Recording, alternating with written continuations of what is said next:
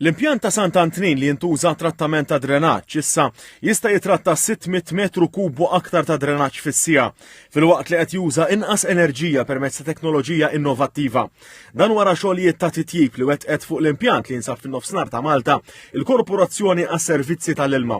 Dan tħabbar mill-Ministru għall-Ambjent, l-Enerġija u r-Reġenerazzjoni tal-Port il-Kbir Miriam Dalli li spjegat li dan l-investiment ta' 7,500,000 euro jimmarka titjib importanti fit-trattament ta' drenaġġ u l-maniġġjar tal-ilma madwar il-gżira. It-titjib li sar inkluda sostituzzjoni tal-aeration systems antiki b'dawk tal-stainless steel, kif ukoll l-installazzjoni ta' 6 magnetic bearing blowers ġodda li naqsu l-konsum ta' enerġija. Il-proġett kien jinvolvi wkoll l-installazzjoni ta' pipejet ġodda permezz ta' microtunnel minn Barkat sa' Sant'Antnin li permettu trasferiment aktar effiċjenti għad drenaġġ lejn l-impjant u ir-ritorn ta' ilma trattat.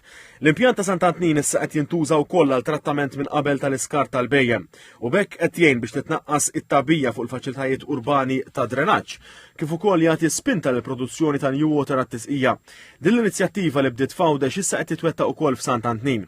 Il-kap eżekuttiv tal-WSC Karl Cielja qal li l-impjant ta' Sant'Antnin li ġie mtejjeb jimmarka kisba importanti fil-missjoni biex il-korporazzjoni ttejjeb is-servizzi tagħha anke b'aktar teknoloġija avvanzata. Kien jinvolvi l-upgrade u retrofitting tal-impjant ta' drenaġġ Sant'Antnin li fih qed niżguraw li nkunu iktar effiċenti u nittrattaw id-drenaġġ bl-iktar mod effiċenti possibbli. Il-Ministru għall-Enerġija Miriam Dalli qalet li dan kien pass meħtieġ fl-impenn għall-iżvilupp sostenibbli u temmet tgħid li t-titjib li sar mhux biss jagħmel it-trattament ta' drenaġġ aktar effiċjenti iżda imur id fit mal-miri ambjentali nazzjonali.